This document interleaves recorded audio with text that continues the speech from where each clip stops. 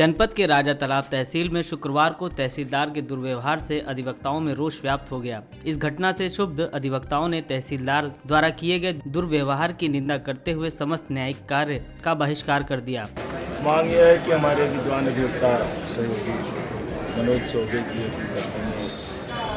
Court face कर रहे थे और इनके साथ उन्होंने दुर्व्यवहार किया जी, और इन्होंने अपने डिफेंस में सम्मानजनक तरीके से जो अधिवक्ता हित की बात होती है, क्लाइंट हित की बात होती है, पूरे सम्मान के साथ अपनी बात कहा।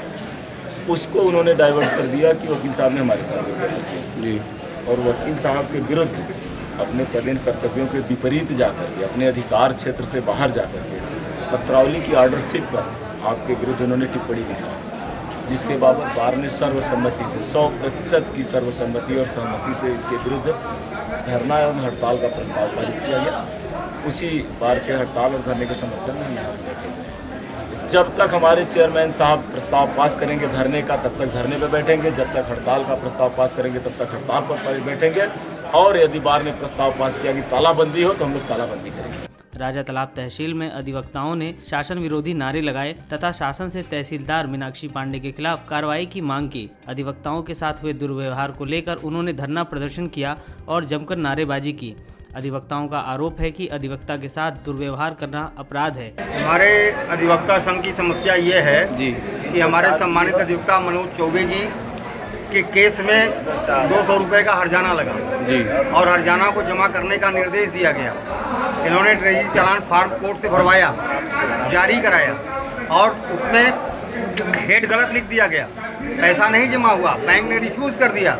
तो इन्होंने समय नहीं दिया तहसीलदार महोदय ने, और कहा कि अब आपको कोई समय नहीं दिया जाएगा, और पत्रावली को रिजर्व कर लिया आदेश में।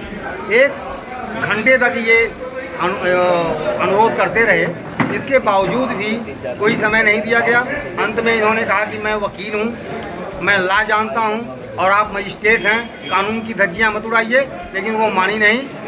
उसके बाद कल उसी प्रस्ताव पर हड़ताल हुई थी।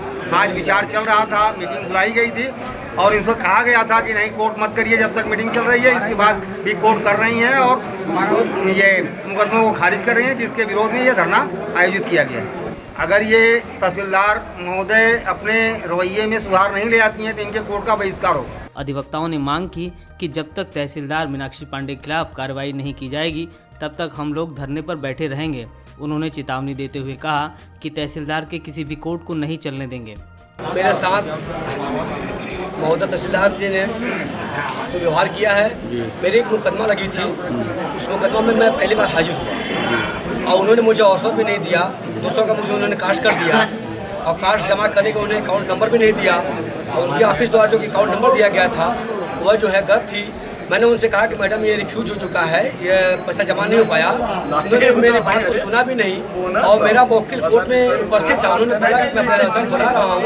उसके बाद भी उन्होंने जो है हमारे फाइल को जो है एक 25 ऑर्डर लेते उन्होंने ऑर्डर सूचित कर लिया। जब उससे मैं निवेदन किया तो घंटा पर मुझे उन्होंने न्यायालय में खड़ा करा रखा, और जब मैं पूछा तो कहे नहीं चाहिए कुछ नहीं होगा, आप जो करना करिए।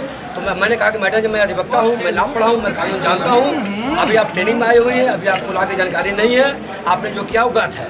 ताकि मैं बाहर चला आया। उन्होंने इस मेरे बात को उन्होंने दुर्व्यवहार में अपने ऊपर प्रयोग किया कि मैं महिला हूँ, साथ उन्होंने ऐसा किया, और साथ ही उन्होंने जो है कहा कि आप मुझे अपशब्दों का प्रयोग किया है। ये दोनों बातें उन्होंने जो है भरी अदालत में, और उन्होंने उस पत्रावली में अंकित किया है जो हमारे अधिवक्ता बंधु के साथ उन्होंने ये भी लिखा है कि जो है ये अपमानजनक शब्द जो यूज किया गया है वह सभी अधिवक्ता के लिए ही अपमानित है। हमने कोई अपशब्द नहीं बोला है, हमने उनको सम्मान रख हमने उनसे प्रेरित किया है, और हमने कोर्ट के अंदर अधिवक्ता को अपनी बात रखने की संपूर्ण अधिकार प्राप्त है। और कोर्ट के अंदर जो भी थोड़ी बड़ी बातें अगर आपस में होती है बाहर बेंच में, तो वह कोर्ट की बात बाहर नहीं आना चाहिए। लेकिन उन्होंने अपने मनमानी तरीके से उन्होंने ऑर्डर शीट मेंशन किया और करने के बाद धमकी देने का हम FIR कराओ।